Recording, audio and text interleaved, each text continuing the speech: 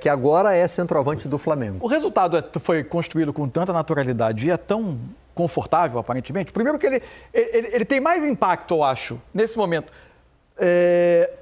em outros compromissos do Flamengo pré-temporada do que propriamente no isso campeonato. É bom observar, hein? O Grêmio, por exemplo, vai disputar a Libertadores entre os dois jogos da final. A Juventude fica só treinando. Vai esperar. toda. Isso. Né?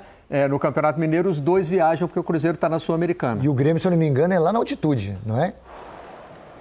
O Grêmio, eu acho que é. Eu acho que eles estavam pensando em nem levar o time titular. O Flamengo vai para Bogotá, né?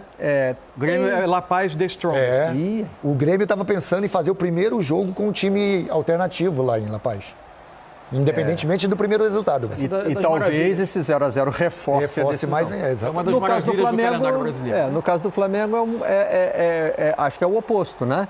A tranquilidade construída nesse primeiro jogo, com o resultado de 3-0, pode permitir ao Tite levar os titulares para Bogotá, jogar o tempo inteiro e depois avaliar para o jogo da volta. E eventualmente poupar boa parte deles, pelo menos do início do jogo do próximo fim de semana, eventualmente colocando em jogo alguém caso algo inesperado, o que é a essa altura bastante inesperado, que o Nova Iguaçu sai dar a volta nesse mata-mata. O Flamengo tem o Milionários no meio da semana e depois recebe o Palestino após o segundo jogo da decisão. Recebe o Palestino no Maracanã. Então são 2 rodadas de quarta-feira, quinta. O Flamengo é dia 2. O Flamengo joga no dia 2. Flamengo é terça, não é? Não. Terça agora, né? Terça agora, dia 2 e depois quarta, dia 10, contra o Palestino. A segunda rodada. Depois de ter jogado, aí sim no domingo, o jogo contra o Nova Iguaçu. O jogo, se você olha, esse é o lance do gol do Pedro que terminou anulado, né? O Nova Iguaçu, ele chega onde chega, para mim, muito por ter organização, por ter a capacidade de jogar com bola, por ter coragem de tratar a bola bem, sem as limitações que normalmente os times menores impõem a si próprios, né? E teve uma entrevista legal do Carlos Vitor depois da vitória sobre o Vasco, dizendo, olha, a gente chegou até aqui assim, não dá para mudar agora. Embora o jogo contra o Vasco já tenha sido de menos posse de bola, lógico, né? Isso. Contra o grande você vai... E o primeiro jogo com o Vasco que ele dominou, ele também cedeu uma quantidade grande de finalizações. É um time que, ele defensivamente se aproxima mais do que tradicionalmente a gente vê dos times menores e com a bola ele se diferencia mais. Acontece que erros como aquele que quase resultaram no gol do Pedro e acabaram resultando no terceiro gol do Flamengo, no gol contra, eles são habituais. O Flamengo jogou uma partida, para mim, abaixo do que já jogou. Eu acho que o Flamengo ainda tem algumas questões. É estranho falar isso após uma campanha de tanta imposição no Campeonato Carioca, mas eu acho que o Flamengo é um time que evoluiu em diversos aspectos ao longo dessa campanha. É um time que pressiona melhor, é um time que, obviamente, se defende bem, é um time que, quando está no campo do adversário, tem recursos ofensivos melhores do que tinha. Para mim, deixava algumas dúvidas quando era pressionado para sair de pressão. O Nova Iguaçu poucas vezes impôs isso. Acho que hoje o Flamengo, em diversos desses aspectos, fez um jogo abaixo. Um jogo num ritmo mais lento. A pressão ofensiva do Flamengo variou ao longo do jogo. O movimento do Maicon, lateral esquerdo, vindo para dentro, causava algumas dificuldades. Achei o De La Cruz e o Pulgar com muito espaço para cobrir em alguns momentos. O Nova Iguaçu chegando. É verdade que quando chegou em mais arremates de fora da área do que em situações muito claras de gol. E achei o Flamengo com bola no campo adversário, com muito erro de passe, muita decisão errada e um ritmo nessa circulação de bola mais lento. Ainda assim, tem coisas muito positivas no time, né? Eu acho que é até natural. Eu estou contigo em todas as suas colocações, mas eu acho natural, porque o jogo se tornou muito confortável, né, mano? E quando você tem um time tecnicamente muito superior, e o Flamengo a gente não pode sair dessa situação aqui, o Flamengo é muito superior ao Nova Iguaçu. Então, quando você vê que a pegada do Nova Iguaçu não era aquela mesma que estava tendo nos jogos anteriores, a organização não estava sendo aquela mesma, principalmente nos jogos contra o Vasco. O Flamengo tomou conta do jogo e aí você começa a perder um pouco o foco, a perder a concentração do jogo, né? A diminuir ao resultado aparecendo. Você sabe que a cada momento que você acelerar o jogo, que você forçar mais um pouquinho, você vai chegar com facilidade. O Flamengo chegou. Quando o Flamengo quis chegar no gol do Nova Iguaçu, o Flamengo chegou. O Flamengo poderia ter ganhado foi de 3, poderia ser 4, poderia ter 5. E assim, aí o Flamengo muda ainda, né? E aí a gente vê o nível, né, das mudanças. É quando você faz essas mudanças e o Flamengo pode aumentar o ritmo. E não quis aumentar. Então, assim, a dificuldade mostrou isso ao Flamengo. O Flamengo não tinha um adversário competente para aumentar o ritmo, para aumentar a dinâmica. E isso dentro de um campo, isso vai minando o jogador. queira ou não queira, ele vai se sentindo mais tranquilo, mais confortável e vai diminuindo o ritmo. O resultado foi construído começando aos 19 minutos, né, no gol do Pedro. Essa é uma construção interessante. Já teve a ameaça do segundo gol no fim do primeiro tempo. Isso. E o segundo não demorou tanto para sair. Não. Agora está me escapando a minutagem. O segundo gol sai com 8 minutos. 8 minutos do segundo tempo. Ou seja, né? E aí já num cenário de jogo diferente. Né? Vai naturalmente. O Nova Iguaçu começa a tentar também buscar um gol de empate, tentar ficar vivo para o segundo jogo da final e acaba cedendo um pouco mais de espaço. Aliás, o segundo gol sai num lançamento muito bonito do Luiz Araújo. Que não fez uma grande partida, mas faz um passe em um lançamento longo e muito bom para o Cebolinha criar a jogada do gol do Pedro. Muito bonita para mim, bonita foi a construção do primeiro gol do Flamengo. O Flamengo normalmente faz o quê? Ele sai jogando com os dois defensores, o Ayrton Lucas, em geral, inicia um pouco mais próximo, né? O Varela adianta um pouco para a linha dos volantes, quase sempre junto com o Pulgar. O De La Cruz, ora por trás, ora um pouco mais perto dos 4 homens de frente, fazendo até 5 homens chegando à frente.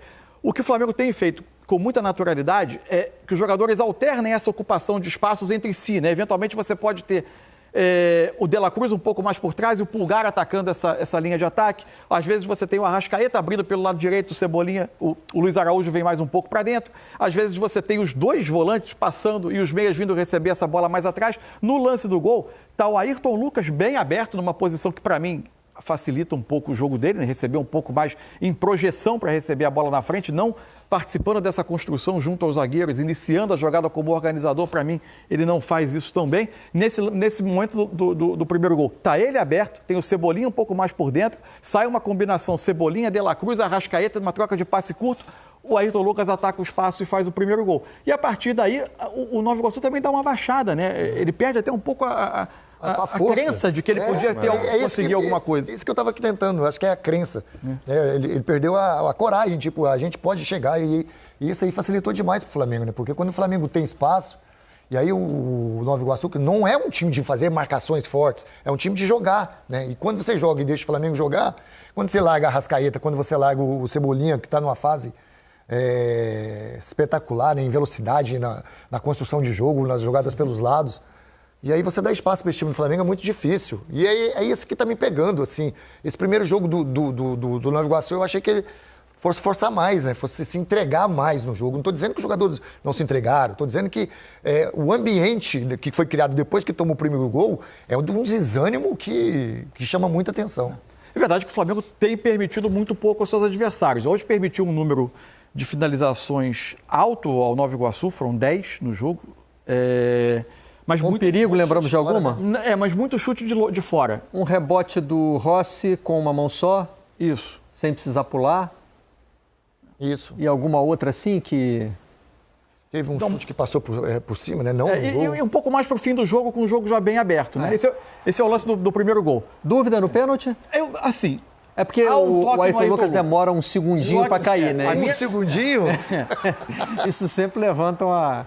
Barreira, também questão assim, desculpa, só para entrar nesse segundinho do Bahia, porque senão passa o segundo. Quando ele tem o toque, ele tem um toquinho leve. Eu sou, quando eu estou dentro da área, quando eu estava dentro da área, um toquinho é lógico que desequilibra você. Mas ali o toquinho foi muito mínimo. E ele pensou muito para cair. Velho. A gente acabou de ver uma defesa mais importante ali do Rossi. Mas também não chute na entrada da área. No primeiro tempo, mas também finalização de fora. Você achou que ele demorou mais do que um segundinho, então, né, Paulo? Ele pensou demais. Não foi nem um delay normal. A sensação só para registrar que ele decidiu pelo pênalti, né? Ele falou assim, eu acho que eu vou, não sei, olha que no terceira vez. Vou cair. Vou jogar aqui, vou. Só para destacar que a gente vai ter o PC Oliveira daqui a pouquinho. Então ainda bem, graças a Deus.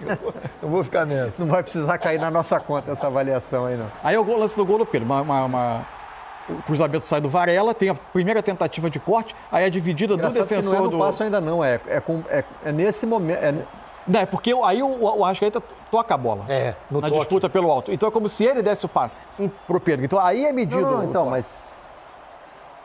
E aí o Pedro faz o gol. Vamos ver com o PC também, porque eu tenho a sensação de que na transmissão a imagem é parada um pouquinho antes do toque do Arrascaeta. Pode ser. A dúvida Talvez que ficou... Talvez o VAR tenha uma imagem que mostre já o Pedro com o pé um pouco mais à frente. Porque ele não tinha, nesse momento aí, ele não tinha ainda dado o passo para frente do zagueiro do Nova Iguaçu. A dúvida que ficou para mim é, ao traçar a linha, você não tem a certeza de onde está, pelo menos na imagem que a gente viu, onde está o pé do jogador do Nova Iguaçu. Se a parte do pé próxima à axila, de onde é traçada a linha do jogador do Nova Iguaçu, ela é de fato a parte do corpo mais avançada ou se havia outra que está encoberta e a gente não viu. Pode ter tido uma outra câmera que mostre isso, mas acho que a transmissão mostrou para mim, elas não desfaziam essa dúvida. E aí você vê esse é o lance do terceiro gol, né? Uhum. Não era um jogo que já fluía em uma troca de passes rápida. Assim, o Flamengo foi construindo o resultado com muita naturalidade. Substituições, muitas trocas, muitas trocas. Sentido, né? O jogo tinha perdido um pouco E o jogo foi quase todo ele num ritmo bem baixo, assim, um ritmo abaixo do habitual. O Flamengo já começou ali, o Tite já começou o trabalho de poupar um pouquinho os jogadores também para a viagem, né? O primeiro que ele tirou do jogo foi o De La Cruz, colocando o Alan. Que já estava com o amarelo também, né, o De La Cruz. Aí depois ele entra com o Bruno Henrique pelo Cebolinha e o Igor Jesus no Pulgar. Sim. Sai o gol, sai o segundo, até ver se sai o segundo primeiro, sai o segundo gol, e aí antes do terceiro gol ele faz as últimas trocas. Com o Matheus Gonçalves e o Vitor Hugo. Essas mudanças para mim são muito claras, mas não sei se você concorda. Normalmente ele coloca o Bruno Henrique, né, quando é um jogo tá à vera mesmo, o jogo tá pegado, ele coloca o Bruno Henrique lá no lugar do Luiz Araújo. Isso. Hoje não, hoje ele já foi, ele poupa o De La Cruz primeiro, né, pelo fato do amarelo também, e depois logo em seguida o Cebolinha, né, que é um jogador que vai ser importante para ele nessa Libertadores, né, que está vindo bem, e coloca o Bruno Henrique na posição original do Bruno Henrique, né, do lado esquerdo. Então, assim, já vai mostrando que é a maior preocupação dos jogadores que tem mais preocupação, né, em relação a esses jogos, né, esses jogos em seguida que o Flamengo vai ter. Agora sobe a exigência, né? A partir de agora, é verdade que vai ter a volta da final do Campeonato Carioca, com o Flamengo com uma ampla vantagem. Mas a partir de agora, o nível de exigência de cada jogo vai subir. Seja pela Libertadores, com alguns adversários. Por exemplo, se espera que o Palestino no Rio seja um jogo em que o Flamengo vá se impor com uma tranquilidade grande, mas enfim. E pela Série A do Campeonato Brasileiro. E aí eu acho que a gente vai... Uma vez tendo o Flamengo garantido aberto uma vantagem tão clara no Campeonato Carioca, conseguido se impor nesse campeonato com essa tranquilidade. A grande questão é, eu acho que mais do que discutir o que será o desfecho do Campeonato Carioca, é o que é a projeção desse Flamengo para o campeonato. Você quer um termômetro mais forte. Né? É isso. Então, assim... Lá em cima. Onde eu acho que estão as questões sobre esse Flamengo. Repito, o Flamengo é um time que hoje melhorou demais quando ele pressiona ofensivamente. O Flamengo se defende a própria área muito bem. Ele permite muito pouco a cada adversário. E ele melhorou quando tem a bola e se coloca no campo contrário. Onde eu acho que ainda tem questões para a gente avaliar sobre o Flamengo. O Flamengo quase sempre que foi submetido a momentos de alguma pressão bem executada do adversário na sua saída de bola. O Fluminense fez isso em alguns momentos dos Fla-Flus. E isso ficou mais claro. O Flamengo teve algumas dificuldades para sair de trás. Acho que esse é um ponto que a gente vai ver em jogos de maior exigência. E ver como o Flamengo vai conseguindo, jogo após jogo, sustentar a sua pressão ofensiva para ficar mais tempo com a bola, para se colocar no campo do adversário, que é como esse time gosta de jogar. E a outra questão para mim é o Luiz Araújo. Antes de chegar no Luiz Araújo, essa questão da saída de bola, ela aparece mais quando o adversário dá espaço para o Flamengo, em vez de pressionar lá na frente? Não, quando pressiona. Eu acho que quando tem mais dificuldade quando é pressionado. Uhum. Se a gente pega... A amostragem não é grande, né, no Campeonato Carioca de quem foi pressionar o Flamengo. No Brasileiro também, só não te querendo te cortar, mas já te cortando, é bom que já coloque isso. Claro. No Brasileiro, você acha que quantas equipes vão tentar pressionar o Flamengo? Eu acho que é mais comum. Eu acho que o futebol brasileiro está caminhando no sentido de que mais times pressionam do que não pressionam. Mas possam tentar, mas estou falando que vão conseguir fazer isso com o Flamengo. Então, aí eu acho que o Flamengo vai ter que mostrar a sua capacidade de sair dessas situações. O Vasco fez em alguns momentos do jogo da fase de classificação, e quando fez o Flamengo teve dificuldade, mas era o início. Mas muitas vezes o Rossi tentava a bola direta. Porque pressionar lá na frente tem essa outra parte do problema. Porque tem os jogadores, também, né? Os corredores atrás, os jogadores que correm no espaço. E exige fisicamente. Muito. Você pressionar em alguns momentos do jogo, passar o jogo organização, né? Mais do que até físico. O Botafogo fez isso em poucos momentos, mas o Fluminense fez mais. Jogo da fase de classificação, o Fla-Flu, o primeiro tempo do Fla-Flu, na fase de classificação, o Flamengo praticamente não sai por baixo. A bola é quase sempre lançada sem que o Flamengo gerasse vantagem para ganhar, até porque não tem muitos jogadores para ganhar essa primeira bola. No segundo tempo, o Tite dá uma ajustada na posição dos laterais e o Flamengo consegue construir o primeiro gol. A partir daí, o jogo abre. O segundo Fla-Flu, que é o primeiro jogo da semifinal, o Flamengo domina amplamente o jogo porque ele, Flamengo, passa o jogo inteiro comprimindo o Fluminense contra o próprio campo e o Fluminense tem dificuldade enorme de sair. O início do segundo tempo, o Fluminense tenta levar o jogo para o campo contrário, pressionando o Flamengo. O Flamengo tem o seu momento de dificuldade, que é interrompido por uma expulsão do Thiago Santos. E aí, no 11-10, o jogo volta ao controle do Flamengo. E o outro jogo, o jogo da volta, que o Fluminense vem com uma formação diferente, de novo o Fluminense causa alguns problemas ao Flamengo tentando pressionar. Eu acho que esse é o ponto de ajuste de um Flamengo que é muito forte. O Flamengo é muito... A gente está falando isso aqui, mostrando os pontos em que esse time, que tende a ser bastante dominante, ele ainda pode ter... o que ele traz de lições, de deveres de casa do Campeonato Carioca? Te cortei no Luiz Araújo. Pois é, o Luiz Araújo para mim é uma questão.